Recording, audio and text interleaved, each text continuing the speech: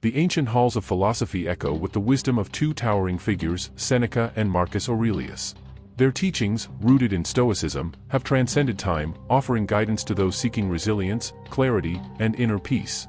In a world often chaotic and unpredictable, their words remain a beacon, illuminating the path to a life of virtue and purpose. Seneca, the eloquent advisor to Emperor Nero, understood the fragility of power and the inevitability of adversity. His letters and essays reveal a mind deeply attuned to the human condition, urging us to confront our fears and desires with reason. He taught that true freedom lies not in external riches but in mastering one's own mind. Wealth, fame, and even life itself are fleeting, but the soul that cultivates wisdom remains unshaken. Marcus Aurelius, the philosopher king, ruled Rome with a humility rare among emperors. His meditations, penned in the quiet of military camps, are a testament to the power of self-discipline. Amid the burdens of leadership, he reminded himself, and now us, that our reactions define our reality. External events may be beyond control, but our judgments and actions are ours to command. Stoicism, as embodied by these two giants, is not a philosophy of passive resignation but of active engagement. It calls us to accept what we cannot change while striving tirelessly to improve what we can. Seneca's fiery prose and Marcus's reflective notes converge on this central truth: life's trials are not obstacles but opportunities to practice virtue. Imagine Seneca writing to Lucilius, his friend and student, urging him to face each day as if it were his last. This sense of urgency is not morbid but liberating, a reminder to live fully, without delay. Meanwhile, Marcus, surrounded by the chaos of war, would retreat into his thoughts, finding solace in the impermanence of all things. Both men, though separated by time and station, shared a common vision: the unyielding pursuit of excellence. The Stoics did not deny emotion but sought to understand it. Anger, grief, and fear were not enemies to be eradicated but signals to be examined. Seneca's On Anger dissects the destructive power of unchecked passion, while Marcus advises himself to greet each morning with kindness, even toward those who wrong him. Their wisdom lies in balance, neither suppressing feeling nor being ruled by it. In an age of instant gratification, Stoicism offers a counterpoint. Seneca warned against the endless chase for pleasure, which only leaves the soul hungry. True contentment, he argued, comes from within, from aligning one's life with nature and reason.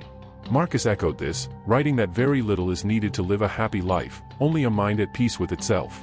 The Stoic practice of negative visualization, imagining the loss of what we hold dear, might seem grim, but its purpose is profound. By contemplating impermanence, we learn to cherish the present. Seneca advised his readers to rehearse poverty, exile, and even death, not to invite despair but to disarm fear.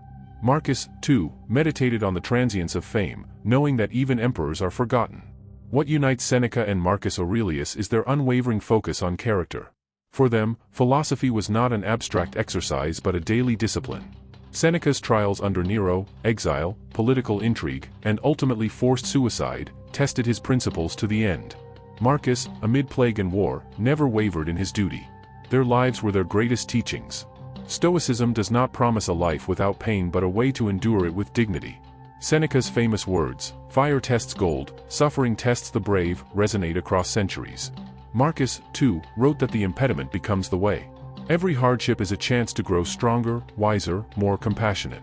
The modern world, with its rapid pace and constant distractions, desperately needs Stoic wisdom.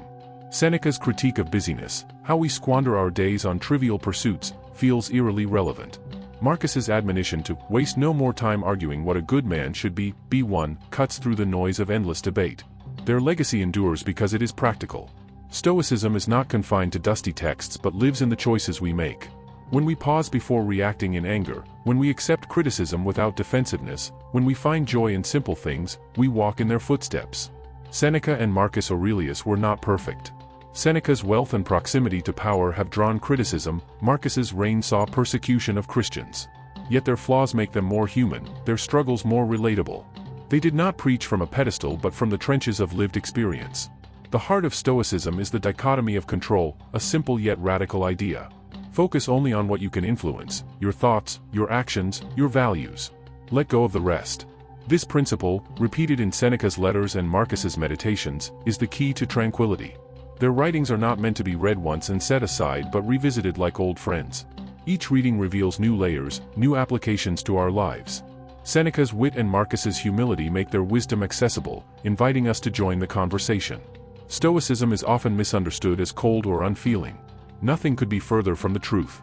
Seneca's letters brim with warmth, his advice tailored to the struggles of his friend. Marcus, though writing for himself, speaks across time with a fatherly gentleness. Their philosophy is one of deep empathy, for others and for oneself. The Stoic sage, that idealized figure of perfect wisdom, was a goal neither Seneca nor Marcus claimed to have reached. They saw themselves as students, always learning, always striving. This humility is perhaps their greatest lesson.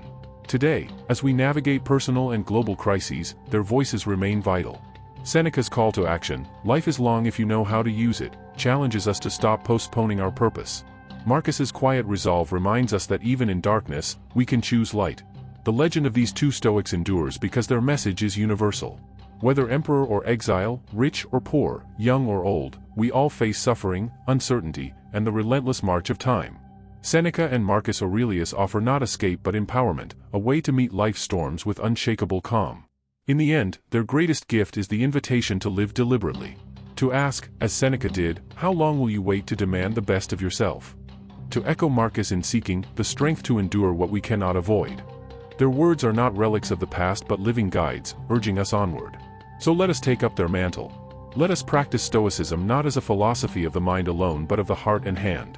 For in the end, as both Seneca and Marcus Aurelius showed us, a life well lived is its own reward.